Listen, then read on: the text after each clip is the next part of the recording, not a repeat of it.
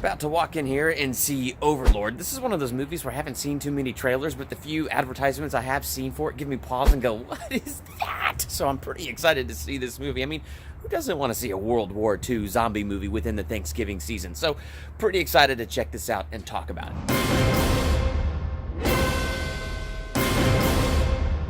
Welcome to Durbania. I'm Durbin, and this is my spoiler-free review for Overlord. You know, it was cool to go see this movie because I had no expectations for this movie one way or the other. I mean, I saw a few trailers for this movie, but I didn't see too much advertising and stuff for this movie. But some of the trailers that I did see, I would just be like, what?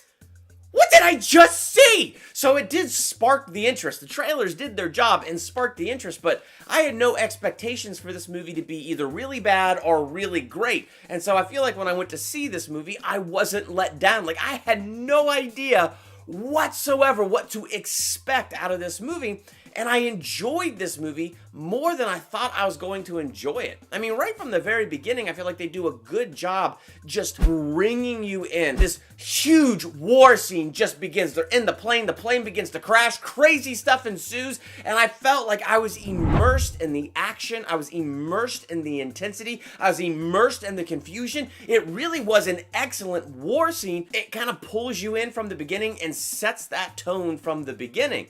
And then as they get into this little town, because their mission from the very beginning is they get dropped behind enemy lines the day before D-Day, and their mission is to take out this radio tower that is attached to this church. So as they get into this little town where the church is, where the radio tower is, and it begins to turn more from a war movie into a horror movie, I think they did a good job with that transition. I will say, whenever there was going to be a jump scare, I felt like I could see it coming a mile away. Like, it was just very predictable. But there was like one jump scare, and I could tell they were building towards it, and I knew it was coming. And when it happened, I wasn't surprised at all that it happened. But I jumped, and I was mad. I was really ticked off at the movie for making me jump at a jump scare that I could see coming a mile away. I was a little mad. I don't feel like I jumped too much at the other jump scares in there. Now, when I was watching this movie, I didn't feel like it was scary. It was intense. And, intense in the opening with the war scenes. But then as soon as they got into the church where the Nazis were doing these genetic experiments and they were creating, zombies, because they're reanimating the dead. So when they're, creating these zombies and these crazy things down here and all this crazy stuff starts to ensue.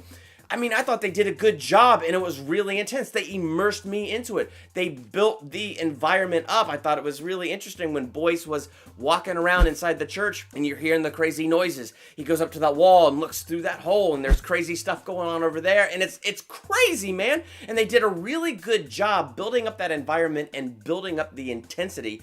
And so it was all incredibly intense, whatever they were going through. And Boyce is the character that we follow through this, and the actor that played him did a great job. I think all the actors did pretty good. And I think overall, they did a good job attaching you to characters. I don't feel like I was super emotionally invested in anybody, but I don't think it's that kind of movie. But I was invested enough in each of the characters that when something bad would happen, I'd be like, are they okay? Is it gonna be all right? If I would care. I didn't feel like I was on the verge of tears or anything like that, but I did care about the character. So it did a good job, drawing me in and attaching me to these characters, and especially Boyce. Boyce was a character that I really respected, so it was cool to follow him. The movie did have a villain. And as much as, this one dude was the villain, you see him in the trailer missing, half of his face and stuff, as much as he was a villain, and they did do some pretty cool stuff with him, he wasn't the best part or the most intense part of the movie. And so, the environment was the intense part. Going to that church was the intense part. The crazy stuff going on in there was the intense part.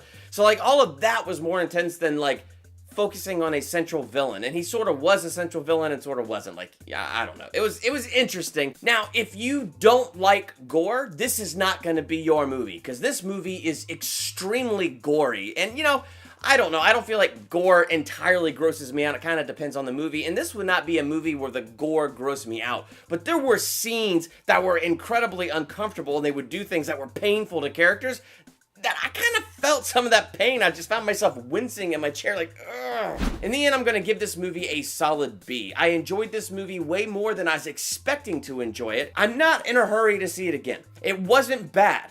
but I didn't feel like it was a spectacularly great movie either. It was entertaining, and it was good, and I enjoyed it. But I don't feel the urge to run out and see it again, and I'll probably watch again when it comes out on Netflix, though I'll probably watch some of the other stuff I'm more interested in first. And I did appreciate, I don't feel like this set up, 55 sequels. It just felt like this is what this is. Enjoy it for what it is. So that's my thoughts on this movie. What are your thoughts? Let's talk about that in the comments. And while you're there, hit the subscribe button to become a Durbanian. Hit the bell by the subscribe button so you're notified for my next movie review, ranking video, theological analysis, trailer reaction, or anything else I do here. I'm Durbin. Thanks for checking out Durbania.